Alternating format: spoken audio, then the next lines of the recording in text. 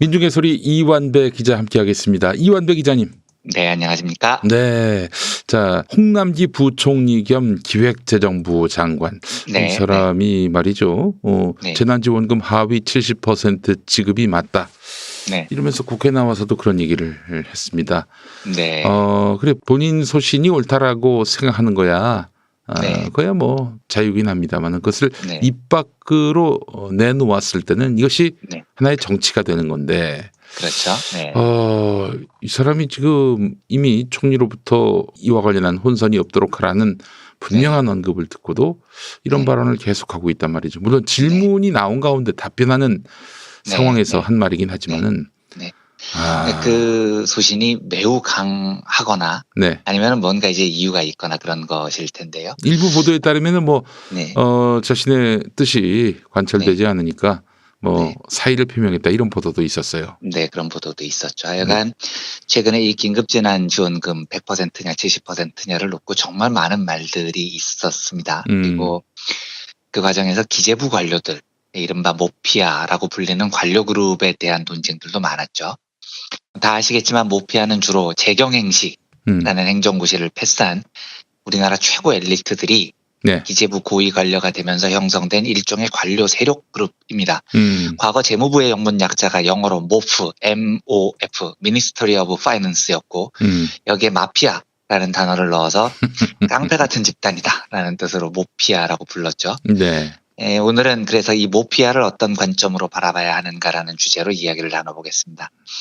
일단 시작하기 전에 용어 정리부터 하겠습니다. 우리가 흔히 모피아를 재경행시 출신 고위 경제 관료라고 통칭해서 부르는데 잘못 부르는 건 아닙니다만 실제 관가에서는 이보다는 조금 좁은 의미로 모피아라는 단어가 사용될 때가 많습니다. 그러니까 우리나라 경제 고위 관료에는 사실 1970년대부터 형성된 거대한 두 개의 파벌이 있습니다. 그중 하나가 모피아고요. 재경행시 출신의 재무부 출신들입니다. 그러니까 이 사람들은 재무부에서 실전 경제를 다뤄왔던 실무자들이죠. 가장 거대한 파벌이라고 할 수 있습니다. 이에 대항하는 또 다른 거대 세력이 EPB라고 불리는 세력입니다. EPB는 역시 재경행시 출신들인데 재무부가 아니고 경제기획원에서 관료 생활을 한 사람입니다. 그러니까 경제기획원의 영문 약자가 이코노믹 플래닝 보드여서 여기 출신들을 약자로 EPB라고 부릅니다. 이 두 기구가 1994년에 통합이 돼요. 근데 지금은 뭐 공식적으로 EPB라는 곳이 없죠. 하지만 1994년 이전에 관료 생활을 한 경제 관료들은 아직도 내가 모피아 출신이야. 내가 EPB 출신이야. 이런 파벌이 아주 강해요. 그러니까 박정희 때 모피아들의 전성기였다면 전두환 때 EPB 출신들이 대거 등용이 되고 뭐 이런 식입니다. 우리가 보기에는 다 똑같아 보이는데 그 사람들 사이에서는 이 족보가 진짜 엄청난 위력을 발휘합니다. 견제도 무지하게 심하고요. 그래서 요즘 홍남기 부총리를 모피아라고 부르는 사람도 많이 있는데 아주 좁은 의미에서 파벌까지 감안해서 말하면 홍남기 부총리는 굳이 따지면 모피아가 아니고 EPB 출신입니다. 김동연 부총리도 EPB 출신일 거예요 아마. 다만 모피아라는 단어가 EPB와 모피아 두 정파 중에 한 정파 이름으로 불리기도 하지만 사실 이 1994년 두 기구가 통합된 이후에는 통칭 재경행시 출신의 고위 경제 관료로 넓게 사용이 되죠. 그래서 오늘 이 방송에서는 모피아라는 단어를 EPB와 모피아 구분하지 않고요. 모피아 출신이건 EPB 출신이건 재경행시 출신의 고위 경제 관료를 통칭한다라고 정의를 하고 브리핑을 드리겠습니다. 왜냐하면은 이 그들만의 리그에서는 사실 뭐 지들끼리는 모피아니 EPB니 뭐 하는 파벌이 있겠지만 관료적 속성만 보면 거의 다른 점이 없어요. 둘이 비슷합니다. 그리고 제가 지금부터는 경제 관료를 분석하는 틀로 김상조 청와대 정책실장의 과거 견해를 인용할 겁니다. 그런데 김상조 실장도 모피아라는 단어를 EPB와 모피아 중에 모피아 이런 뜻으로 사용한 게 아니고요. 한국의 고위 경제 관료를 통칭하는 뜻으로 모피아를 사용을 했습니다. 그래서 지금부터 모피아 라는 단어는 뭐 EPB건 모피아건 재경행시 출신의 고위 경제 관료를 뜻한다고 이해해 주셨으면 합니다. 네. 김상조 청와대 정책실장은 경제개혁연대라는 시민단체에서 오랫동안 싸워온 시민운동가 출신이죠. 그런데 김상조 실장이 교수 시절 2012년 시민운동가로 활동하면서 종횡무진 한국경제라는 책을 냅니다. 네. 근데 이 책의 부제가 재벌과 모피아의 함정에서 탈피하라입니다. 그러니까 이 책은 당시 김상조 교수가 오랜 시민운동을 하면서 가슴 절절히 느꼈던 모피아의 폐해가 담긴 책이기도 해요. 네. 그리고 이 책의 서문 제목도 재벌과 모피아의 한국에 던지는 8가지 질문입니다.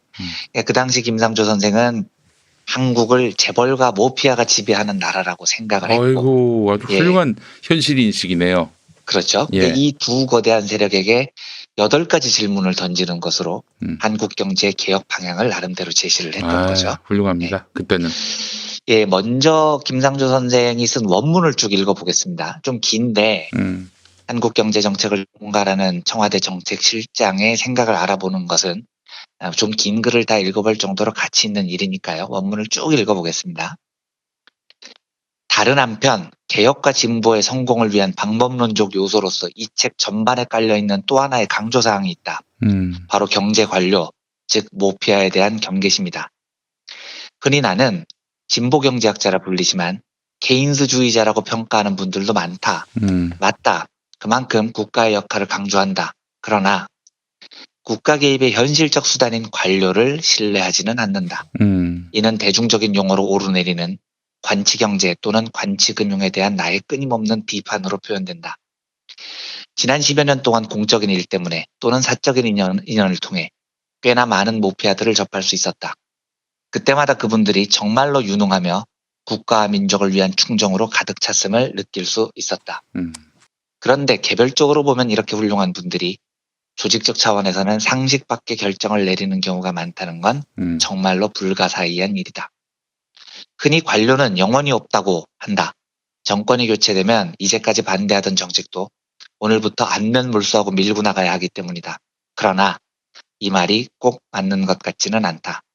관료들은 특유의 조직 논리로 무장하고 있고 독자적인 이해관계도 갖고 있으며 나아가 현 상황의 변화를 원치 않는 핵심 기득권 세력이기도 하다. 따라서 집권 세력이 설계한 국정 철학에 맞추어 모피아가 경제정책을 수립, 집행할 것이라고 생각한다면 착각이다. 더구나 집권 세력은 근본적인 문제에 집중하고 부차적인 문제는 모피아에게 일임해도 된다고 생각한다면 그야말로 완벽한 착각이다. 국가의 역할을 강조한다는 것과 관료를 신뢰한다는 것은 결코 같은 말이 아니다. 모피아는 유능하다. 그렇기 때문에 모피아는 개혁의 필수적 도구다. 그러나 통제받지 않는 모피아는 개혁의 최대 장애물이 될 수 있다. 특히 재계의 이해관계와 유착된 모피아를 방치하는 것은 보수 정권, 진보 정권을 불문하고 개혁의 실패를 초래하는 지름길임을 잊지 말아야 한다. 모피아에게 정책적 주도권을 넘겨주지 않고 모피아를 개혁의 도구로 활용할 수 있는 국정 철학과 컨트롤 타워를 확립하는 것이 선곡적 개혁의 필요 조건이다. 라고 되어 있습니다. 몇 가지 굉장히 중요한 대목들이 나옵니다. 첫째, 김상조 실장이 시민운동가로서 10년 넘게 모피아하고 부딪혀본 느낌은 그들이 매우 유능하다는 겁니다. 이건 저도 절감하는 대목입니다. 이 재경행시를 패스해서 모피아가 됐다는 건 우리나라에서 숫자를 만지고 경제정책을 짜는 일에 상위 0.001%에 해당하는 엄청난 기술자들이라는 뜻입니다. 그리고 이 기술자들의 손놀림에 따라서 정부 예산이 배정이 되고요. 정부의 산업정책 기조가 바뀝니다. 그러니까 이 사람들 펜 끝에 수억, 수십억, 심지어 수조 원이 왔다 갔다 합니다. 매우 유능한 사람들인데 어마어마한 돈을 다루는 권력이 주어져 있습니다. 이건 우리가 상상하는 것 훨씬 이상으로 진짜 막강한 힘입니다. 그래서 이제 김상조 실장이 당시에 말하는 거죠. 흔히 공무원들이 영혼이 없다고들 하는데 이 사람들은 안 그렇다는 거예요. 이 사람들은 자기 이해관계가 매우 뚜렷해서 정권이 바뀐다고 이리저리 붙어 다니지 않습니다. 그보다 훨씬 더 큰 이해관계로 얽혀 있거든요. 그러니까 김상조 선생이 쓴 모피아는 현 상황의 변화를 원치 않는 핵심 기득권 세력이기도 하다라는 표현이 그런 뜻입니다. 그래서 민주정부가 뭐 철학적으로 큰 틀을 짜고 실무는 모피아에게 맡긴다? 그래서 개혁이 된다? 완벽한 착각이라고 김상조 교수는 당시 표현을 하죠. 둘째, 그런데 당시 김상조 실장이 내세우는 해법은 재계의 이해관계와 유착된 모피아를 방치하는 것은 뭐 보수, 진보 불문하고 개혁의 실패를 초래하는 지름길이기 때문에 모피아에게 정책적 주도권을 넘겨주지 않고 모피아를 개혁의 도구로 활용해야 한다는 겁니다. 그리고 이 대목을 잘 보시면 지금 모피아를 척결해야 된다고 하지 않죠. 네. 되레 그들을 개혁의 도구로 활용해야 한다고 말합니다. 단 조건이 있어요. 어떤 조건이냐. 모피아에게 정책적 주도권을 넘겨주지 않는다는 조건 아래에서입니다. 그렇습니다. 예, 그러니까 지금 우리 앞에 보기가 두 개 있는 겁니다. 1번, 모피아 집단을 적으로 돌려서 청산하고 제거하고 박살내는 쪽. 2번, 정책적 주도권을 민주정부가 가지고 통제한다는 전제 아래 모피아를 개혁의 도구로 활용하는 것. 자, 이 두 개 보기가 있는데 이 중에 어느 것을 선택해야 하느냐. 김상조 선생은 후자를 선택했던 거죠. 저는 이런 언급이 이해가 됩니다. 왜냐하면 모피아를 없애자.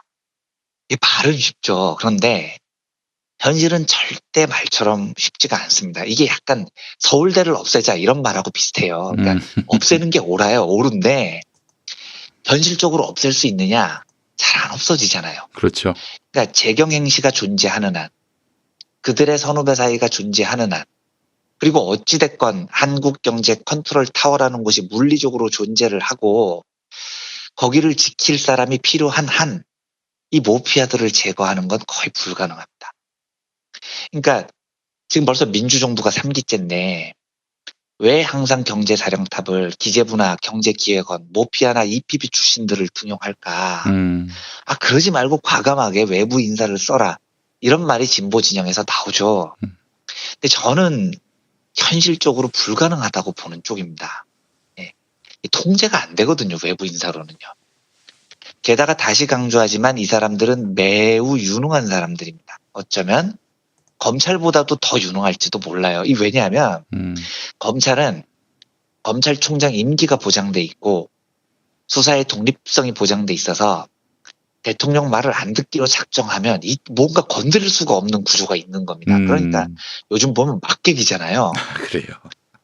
그런데 기재부는 장관의 임기가 보장돼 있지 않아요.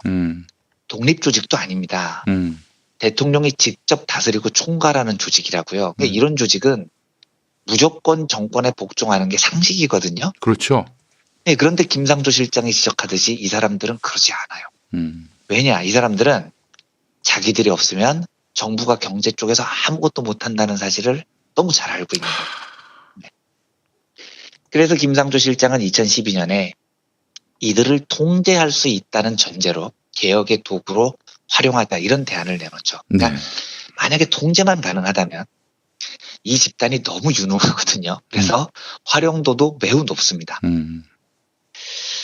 현실적으로 봤을 때 저는 이 견해에 동의하는 편입니다. 그러니까 없애라고 외치는 건 쉬운데 현실이 그렇게 녹록치 않은 건 사실입니다. 자, 그러면 결국 이 사람들을 어떻게 통제하느냐의 문제인데요.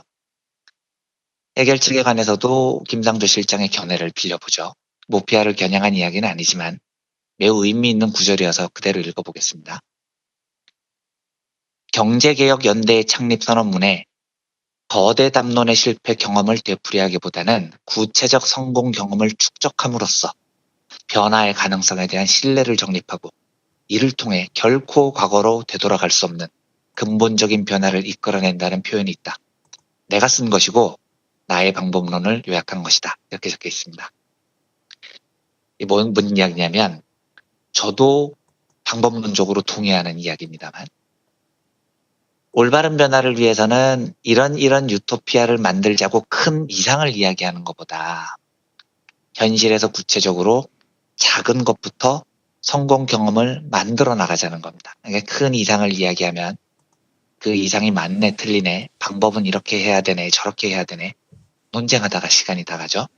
하지만 김상조 선생은 그게 중요한 게 아니고 하나씩 하나씩 구체적으로 성공시켜 나가자라고 제안을 하는 거죠.